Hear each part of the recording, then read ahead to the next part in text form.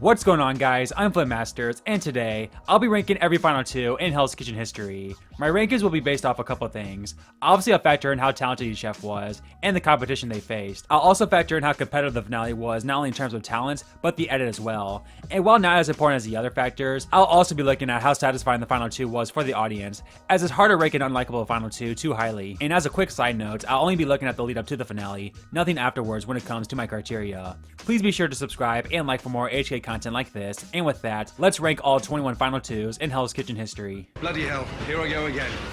Very clear what Final 2 takes up the worst spot in my opinion, as that goes to Nona versus Russell. Nona was super consistent all season, and obviously only got to the end due to Season 8 being such a weak cast, while Russell dominated the entire season, but was an absolute douchebag. While the finale itself is pretty fun to watch, as Russell's meltdown would cost him $250K, the fact that we would get this as a Final 2 is pretty lame. I'm so proud and so happy to see you both standing there. It's going to be an amazing final. I always knew I would be in the finals. The biggest competition here is definitely myself. I'm most definitely gonna win. I have come a long way. I have been down and I've been up. You can't break me. You can count on that. While a lot of Hell's Kitchen finale pairs have one chef who is the favorite, there's not been a more lopsided Final 2 than Virginia versus Heather. Seriously, Ramsay should have just crowned Heather the winner right then and there to save everyone the time. Again, Heather is obviously an iconic figure in Hell's Kitchen history, and I hate to put her this low due to her counterpart, but it was obviously her or Keith from the start, and the fact that Virginia made the final freaking 2 is honestly a slap in the face to all the other 41 finalists in Hell's Kitchen history. That's it. Over.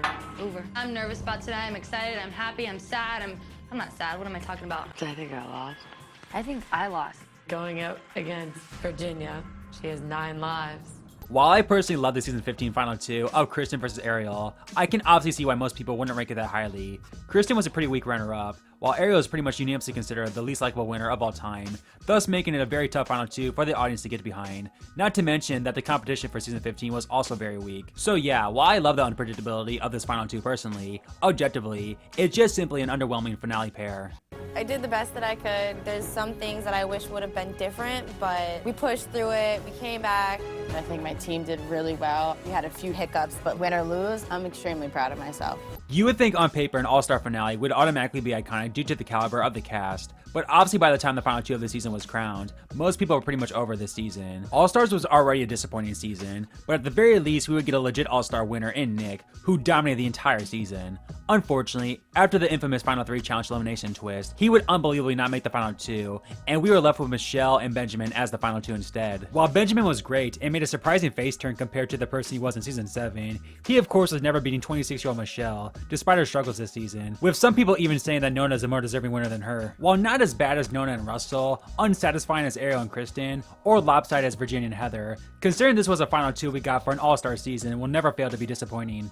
For the first minute we met, Benjamin, back to Season 7. Absolutely delicious. Thank you, Chef. Not give up. I promise you, Chef. Thank you. Michelle, Season 14. How old are you, Michelle? 22. 20. Young. Food looks great. Thank you, Chef. I've never had a 22-year-old this strong. You should be very proud of yourself. I am, Chef. Thank you. Season 1 is always so tough to rank with how different it is, with Michael and Ralph landing here at 17. I mean, yeah, both were great chefs, but considering they're really the only capable chefs that season made this a very obvious and uninspiring Final 2 from early on. And while both are respected by the hardcore fanbase for their contributions to HK, Michael was of course a pretty big villain, while Ralph completely screwed over Andrew at the final 6. And thus, this might not have been the best finale for casuals, especially in Hell's Kitchen's inaugural season. After beating out 10 aspiring chefs, Ralph and Michael know that only one person stands in the way of their dream: each other. This has been hell, and think about all the people that had come through. It's like a blur. I only was it 12 people? I'm just always obsessed about owning a restaurant. It's a good obsession. Season 11 is a very interesting Final 2, as while on paper it's a great narrative, especially considering how long these chefs were on our screen, it just simply doesn't stand out over time, with that being Mary versus Janelle. While Mary had an amazing comeback, and was even the fan favorite to win by that point, there's no way around the fact that she is objectively a pretty weak finalist, and Janelle, while decent, is nowhere near an all-time great chef, and is easily one of the most forgettable winners in Hell's Kitchen. And let's also remember that everyone and their mother wanted John to win this season to overcome the blue team curse, and the fact that it would indeed be 2 ladies was a pretty unsatisfying outcome. It's only fitting that I've got 2 women in the final, because this year is the year of the ladies. One of you will be the winner of Hell's Kitchen. Enjoy the moments. While the season 7 finale of Jay and Holly would go down as one of the most shocking finales ever, the lead up to it was pretty meh. Now again, both these chefs were very talented, but man, Holly just might be the most invisible winner of all time edit-wise, and it seemed like a lock Jay would win this season despite the on-paper evenness. So yeah, while I would like to put this higher, Holly being invisible knocks it down severely for me in terms of satisfying. I've got a very important question for both of you. Who's going to win? I am, Chef. Get upstairs. You got a lot of work to do. Well done. Thank you, Chef. Hey, Jay, we're all alone. In a similar case to Holly versus Jay, the season 4 finale of Petrosa and Christina on paper is a good one, as you had the dominant vet versus the young and upcoming chef. The problem is, Petrosa was simply leagues ahead of Christina on every level, and while she would be the one to come out on top in the end due to her age, the lead up to this final 2 was pretty obvious on paper since Petrosa dominated, and Christina is obviously a very inconsistent chef to make it to the final 2. So while we would get a shocking and iconic outcome, as a final 2, there's simply too many better combos. Petrosa, this will be your side. This will be your side. I've never seen my face 20 feet long. It looks so angelic. This is a wonderful dream come true. I'm just blown away. Not really much to say about the season 3 finalist of Rock and Bonnie, as I think it was pretty obvious Rock was winning this season. And while he is of course a great winner and Bonnie is a great underdog runner-up, there's just simply so many more talented final 2s. However, this was a pretty fun lead-up and competitive final 2, all things considered. So while not too high obviously, much better than the first 2 seasons. I have come a long way, and I do have a gift, and I think Rock's not gonna know what hit him. We need to take time to celebrate and, you know, just like, wow, just marvel at yourself. People don't take me seriously, and it's enabled me to kind of slide beneath the radar. Homegirl is smart. I didn't think she'd make it this far. I think she's dangerous, and I could lose to her.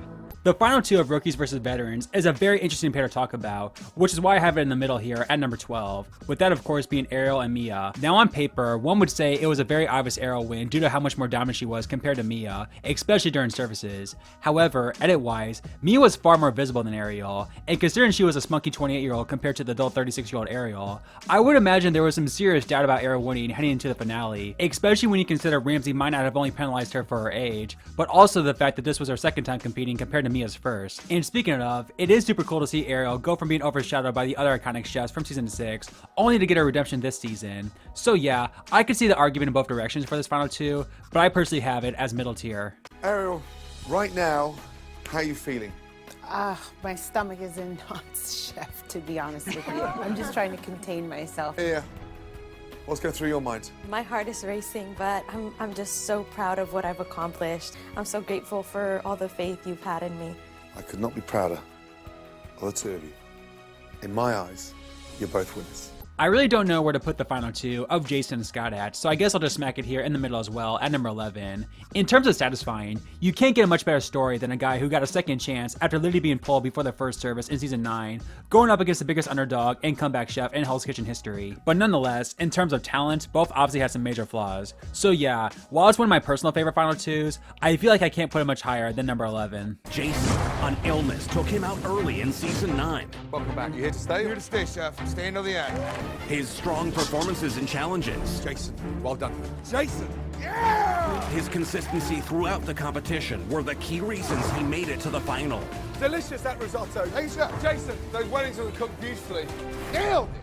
His opponent, Executive Chef Scott, had a much bumpier road to the final. That's black. Throughout his journey, he was never afraid to take risk. That is Ray making the ravioli. After risk, Scott definitely got stronger as the competition went on. The shrimp was spot on. Which secured him a spot in the final. You are the biggest comeback chef in the history of this competition, let me tell you. While some could argue the season 13 final 2 of Latasha and Bryant was super talented and competitive, come on, is there literally anything else to say about this final 2? Despite Latasha being one of the most dominant winners in Hell's Kitchen history, she's easily one of the most forgettable as well, with Bryant being a very unlikable finalist by the end, as he never really recovered after his pathetic whiny outburst at his teammates at the final 9, making Latasha's win obvious despite it being a boring one. So when you factor the greatness of this final 2 with how boring it was, we get an average spot in the rankings.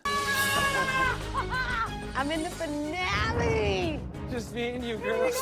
Can't believe it. Oh my God. I am speechless. Your private plane will depart from Palm Springs in the morning. Yeah. Somebody pinch me. Not you. These next two final twos are pretty similar to each other, as while it was a really strong and generally likable final two, one chef was simply heads above heels the other, with season 16's Ryan and Heather coming in here at number 9. And yeah, while both these chefs were really talented, Ryan was the chef to beat here, and had a much stronger edit than Heather as well, not to mention that the season 16 cast talent level is pretty dreadful, making this a very obvious final two for the audience. At the end of the day, I made it to the finale. I'm proud of myself and I'm proud of the job that I've done here. Good job. I came so far. I worked so hard to push myself through culinary school, and now to be sitting here as the winner of Hell's Kitchen. Oh my God, this is the best thing ever. This is unreal. In a similar case to season 16, at number 8 is the finalist of season 21, Alex and Daphne. And yeah, first and foremost, credit to these two for making it to the end despite the cast being super talented. But again, Alex was way ahead of Daphne in terms of talent and the edit. But since these two were more likable than Heather and Ryan, along with more to deal with, I think that makes them just a bit more satisfying. So, first up, I'd like to congratulate Daphne as our first finalist in Hell's Kitchen.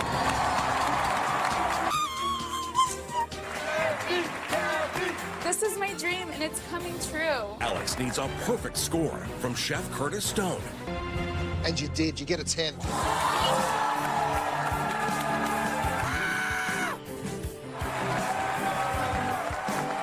in the top 2. Oh my God, is this real life?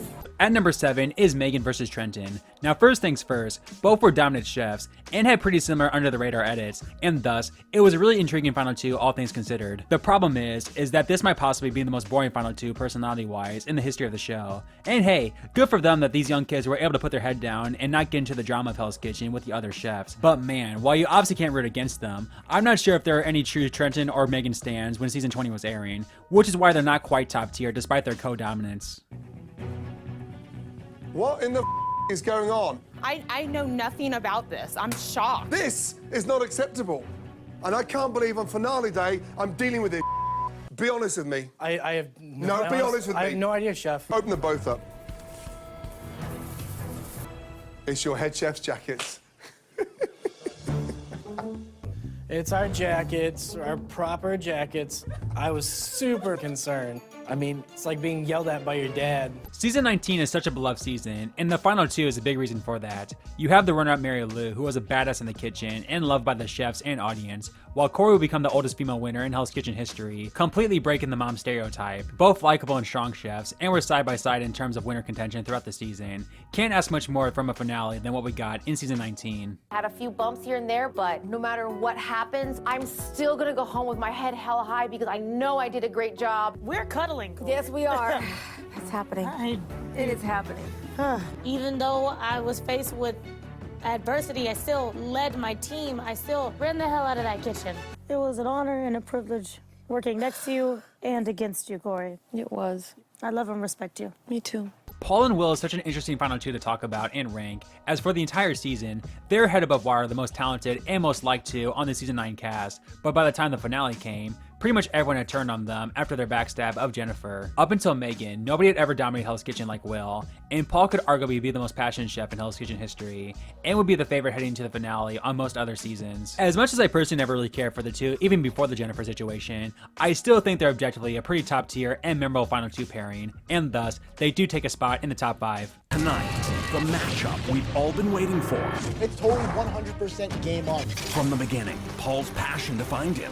Paul only got stronger. You win the challenge. Congratulations. Well done. Thank you, Chef. Will established himself as the one to beat early on. That is delicious. Great job. He continued to shine. You cooked the burger. Perfect. All season long.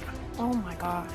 Delish. Two worthy competitors. Come on, guys. Put it all on the line. Who will triumph? Fork to your brigade. And become the head chef of BLT Steak New York. I'm not going down without a fight, I can tell you that much. And the winner of Hell's Kitchen. While I think the top 3 choices are pretty definitive, Justin and Christina are right up there with the best of the best in terms of finalists. Now yes, a lot of people consider Christina overrated, and yet despite this, the edit really built her up over Justin, making it clear why she would end up winning in the end. But nonetheless, this was such a talented, and most importantly, extremely competitive final two. My father's gonna be so proud of me. When I was deciding that I wanted to be a chef, being that my father's a chef, he always doubted me. You know, now that I'm in the final two, you know, I want to show him what I made of myself. That's really important to me. I definitely want to see myself represented in my menu. I cooked basically my whole life. For years, it was me, my mom, and my grandmother in the kitchen. I just need to put my heart out on those plates and let it pay off. Cheers to you again, buddy. Night, Chris. A lot of people could argue this finale pair should be number 1, and honestly, in terms of overall talent, they probably would be in that case, with that being the season 14 finalists of Megan and T. And yeah, it's been said plenty of times, but T and Megan are literally 2 of the greatest and most dominant chefs in Hell's Kitchen history, and the fact that they're on the same season together is pretty unfair to all the other contestants. T and Megan were just simply on another level this season, and the only reason why they're not number 1 is it was super obvious that they would be the final 2, along with the fact that I think most people figured that Megan had this in the bag heading into the finale. Door. This one time at Hell's Kitchen, everybody said T and Megan were in the finals. We're going to Megan! Oh my God! I'm so excited right now. I almost just swallowed my tongue. Oh my God! I'm a finalist in Hell's Kitchen. This is like the best Vegas trip ever.